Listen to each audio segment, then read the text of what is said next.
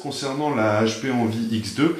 Donc on va vous parler de tout ce qui est caractéristiques techniques de cette tablette. Donc il s'agit d'une tablette qui a un écran de 11,6 pouces et qui fait en termes de poids 720 grammes, juste cette partie tablette. Avec le dock connecté, on atteint quand même les 1,4 kg, ce qui est quand même assez conséquent quand même. Autrement, on retrouve donc sur cette tablette un processeur Intel Atom Z2760 qui est cadencé à 1,6 GHz. On se rendra compte par la suite dans notre test que c'est quand même un processeur un petit peu léger pour faire tourner correctement tout ce qui est jeux vidéo ou encore tout ce qui est un petit peu graphique et qui demande de la ressource pour votre tablette tactile. Donc on a, comme je vous le disais, Windows 8 qui est installé dessus. On a uniquement 2 Go de RAM sur la tablette, ce qui est vraiment beaucoup trop faible pour vraiment bien faire tourner la tablette. On aurait souhaité un minimum de 4 Go pour que tout soit beaucoup plus fluide et beaucoup plus rapide. Autrement, on a un disque dur SSD de 64 Go.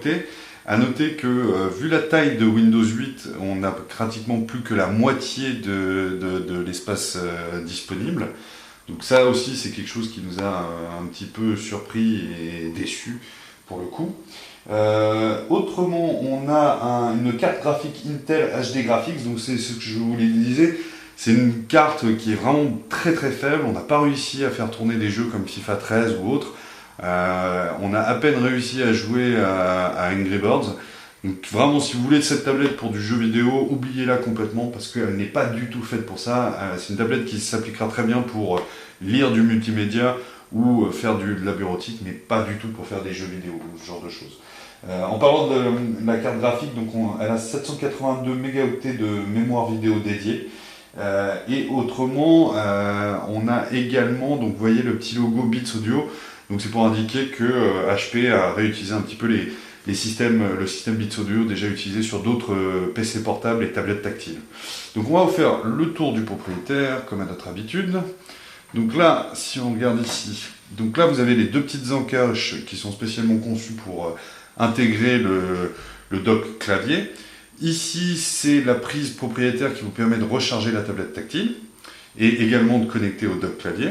Là, alors ça c'est plutôt la bonne surprise, on a un slot micro SD juste ici, donc qui vous permet d'augmenter votre capacité de stockage jusqu'à 64 Go. Donc c'est plutôt une excellente surprise. Et là vous avez la prise audio 3,5 mm pour brancher votre casque audio, ou pour brancher sur votre chaîne Wi-Fi. Si je retourne ici, on n'a rien du tout. Sur le dessus, on n'a rien également, et sur le côté, on n'a rien non plus. Il faut regarder sur le dos pour vraiment se rendre compte des boutons. Donc là, on a le volume plus-moins qui se situe juste ici. Alors pour le coup, je trouve que c'est intelligemment positionné parce que vraiment le fait de l'avoir mis ici, ça nous évite d'y toucher. Donc c'est plutôt pas mal. Ici, vous avez le bouton Power On-Off et le bouton qui vous permet aussi de mettre en veille. Ici, vous avez une caméra qui est au dos. C'est une caméra, que je vous dise pas de bêtises, de 5 mégapixels qui est au dos, avec un flash Allen, donc ça c'est également une belle surprise. Et on aime bien également l'aspect alu-brossé qui fait vraiment une tablette assez solide. C'est peut-être pour ça aussi qu'elle est un petit peu plus lourde que la moyenne. Et si je retourne sur le devant, donc toujours le fameux bouton Windows qui vous permet de revenir à l'écran d'accueil. Et également ici un capteur vidéo de 1,3 mégapixels et ici deux petits trous là que vous voyez juste là qui vous permettent de capter le son pour faire de la visioconférence, notamment avec Skype qui est déjà intégré sur cette tablette. Donc voilà, en termes de résolution, on a une résolution de 1366 par 768 et en termes de connectique, de réseau plutôt, on a du Wi-Fi et du Bluetooth en 4.0, donc c'est à peu près tout. Alors je vais vous faire voir également le dock qui va avec cette tablette. Donc voici le dock. Alors pour le coup c'est un dock très bien réalisé. À savoir que le dock, le pad qui est ici est très confortable. Le bouton ici est vraiment très bien réalisé également. Et le clavier, on a vraiment l'impression d'avoir un clavier d'ordinateur portable. Donc ça c'est très bien réussi de la part d'HP. Sur le côté de ce dock, vous avez juste ici une sortie HDMI juste là, un port USB, ça c'est plutôt une bonne surprise, et également une deuxième prise casque 3,5 mm qui se trouve ici. Juste devant, on n'a rien du tout, et sur le côté ici, là vous avez une entrée SD carte, donc ça c'est également une belle surprise, une seconde prise USB juste là, et la prise propriétaire pour recharger la tablette sur du secteur. Donc c'est plutôt pas mal fait, je vous fais voir le dos histoire de vous faire voir.